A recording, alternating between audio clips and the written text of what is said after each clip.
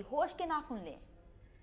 Parliament کی مشترکہ اجلاس کے بعد میڈیا سے گفتگو کرتے ہوئے بلاول بھٹو زرداری کا کہنا تھا کہ ہر پاکستانی کشمیر کاز کے لیے ایک ہے۔ نواز شریف نے اے پی سی بلا کر دنیا کو بڑا واضح پیغام دیا۔ ہر پاکستانی کشمیر کوز میں، اسپیسیفکلی کشمیر کوز پہ، اسپیسیفکلی کشمیر کے عوام کے ساتھ ہم سب ایک ہیں۔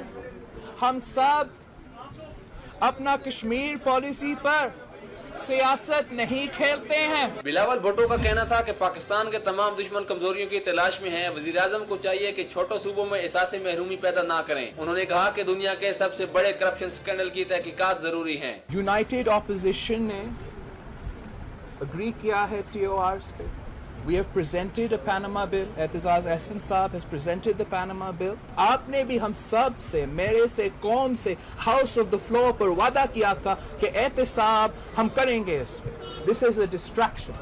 Panama is a distraction. We have to prove to the world, we have to prove to the people of Pakistan that our democracy, our parliament is capable of holding corrupt to account.